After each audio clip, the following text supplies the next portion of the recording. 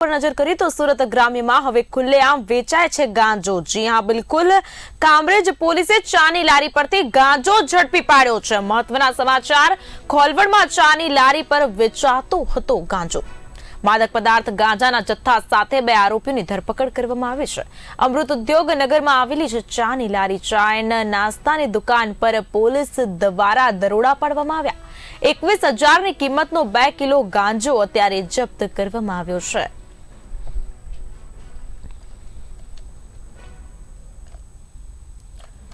सूरत खातेथी महत्वना समाचार अत्यारे सामे आवी रह्या छे। ग्राम्य विस्तारमां हवे खुलेआम वेचाई रह्यो छे गांजानो जत्थो। पोलीसनो कोईपण प्रकारनो डर न होय तेवी रीते गांजानो खुलेआम वेचाण थई रह्युं होवानुं स्पष्ट थई रह्युं छे। खोलवडमां चानी लारी पर वेचातो हतो गांजानो जत्थो पोलीस द्वारा रेड करीने गांजानो जत्थो झड़पी पाडवामां आव्यो छे। साथे ज 2 ઈસમોની પણ ધરપકડ અત્યારે કરવામાં આવી છે। અમૃત ઉદ્યોગ નગરમાં ચાની લારી આવેલ હોવાનું જણાઈ આવ્યું છે।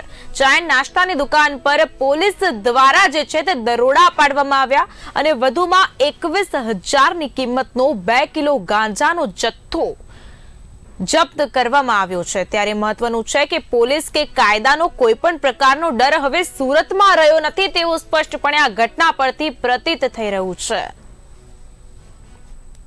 आ मामले વધુ માહિતી આપવા માટે મારા સંવાદદાતા દિનેશ પટેલ સુરતથી જોડાઈ ચૂક્યા છે। દિનેશજી, સુરતના ગ્રામ્ય વિસ્તારમાં હવે ખુલ્લેઆમ ગાંજો વેચાઈ રહ્યું હોવાની ઘટના સામે આવી છે। પોલીસ કે કાયદાનો કોઈપણ પ્રકારનો ડર લોકોને રહ્યો નથી તેવું સ્પષ્ટ થઈ રહ્યું છે।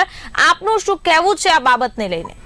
હવે કામરેજ વિસ્તારમાં આવેલા ઔદ્યોગિક એકમોમાં મોટે ભાગે પરપ્રાંતીય કામદારો હોય છે અને ચાની લારીવાળાને ત્યાં એ લોકો ચા માટે આવતા હોય છે તો મોટે ભાગે એ લોકોનો ટાર્ગેટ એવો હોય છે કે આ લોકોને નિશાન બનાવે છે અને કાયમ માટે તેઓ એ લોકોના ગ્રાહક થાય એવી રીતના એ લોકોનો આઈડિયા છે। जी बिल्कुल थी खुलेआम गांजो वेचातुं होय अने ए पण चा ने नाસ્તાની लारी पर गांजो वेचातुं होय चौंकावनारी बाबत कही शकाय। पोलीस प्रशासननी कामगीरी सामे सवाल उभो થઈ રહ્યો છે। અત્યારે પોલીસને તો માહિતી મળી હતી ને એમણે તો દરોડા પાડ્યા જ છે, પણ કહેવાની વાત એ છે કે મોટે ભાગે જે વ્યસની હોય છે ચાની લારી પર વધારે ભેગા થતા હોય છે અને એના લીધે આ લોકો એના લીધે સોફ્ટ ટાર્ગેટ એ લોકોને બનાવતા હોય છે। જ્યારે નશાકારક પદાર્થનું સેવન કરતા હોય જેની અંદર લગભગ ચા પણ વેચાતી હોય છે, ચાની લારી પર આવતા કારીગરો આના માટે ત્યાં જાય અને બંધારણીય હોય એને આ લોકો વેચતા હોય છે। जी बिल्कुल तो दिनेश जी, खोलवड खाते चानी लारी पर गांजो वेचातो होय तेवी माहिती मળી રહી છે। तो पूछवा માંગીશ કે શું માત્ર ખોલવડમાં જ આ ગાંજાનું વેચાણ ખુલ્લેઆમ થઈ રહ્યું છે કે સુરતના વિવિધ વિસ્તારોમાં પણ ગાંજાનું વેચાણ થઈ રહ્યું છે ખુલ્લેઆમ? હાલ તો કામરેજના ઔદ્યોગિક એકમો આવેલા છે જેમાં કોલવડના અમૃત ઉદ્યોગનગર છે ત્યાં પરપ્રાંતીય હોય છે। પોલીસને અત્યારે માહિતી મળી હતી એ પ્રમાણે પોલીસે કામગીરી કરી છે। હાલ અત્યારે આટલી જાણવા જોગ માહિતી મળી હતી કે કોલવડના અમૃત ઉદ્યોગનગરમાંથી ગાંજાનો જથ્થો ઝડપાયો છે। ચોક્કસથી દિનેશજી, ગાંજાના જથ્થા સાથે જે 2 આરોપીઓની ધરપકડ કરવામાં આવી છે તેઓના વિશે જણાવશો। અગાઉ તેઓ કોઈ અન્ય ગુનાહિત પ્રવૃત્તિઓમાં સંડોવાયેલા હતા કે કેમ અને આગામી સમયમાં હવે તેઓની વિરુદ્ધમાં કેવા પ્રકારના પગલાં લેવામાં આવી રહ્યા છે? હાલ તો જે 2 આરોપી પકડાયા છે એની અંદર એક તો છે ઉંમરલાયક વ્યક્તિ છે જે 51 વર્ષ છે, ધીરુભાઈ ઉર્ફે ભગત ગોકુભાઈ કુંભાણી છે અને એ રહેવાસી છે સુખનંદનની સોસાયટી કામરેજ ગામના, અને બીજા છે દિનેશ દયાભાઈ વાદમસિંહ જે 47 વર્ષ છે અને એ બી ધંધો કરે છે। પોલીસે બંનેની ધરપકડ કરી એનડીપીએસના ગુના હેઠળ કાર્યવાહી હાથ ધરી છે। જી દિનેશજી, સમગ્ર માહિતી આપવા બદલ આપનો આભાર। સુરતના ગ્રામ્યમાં હવે ખુલ્લેઆમ વેચાય છે ગાંજો।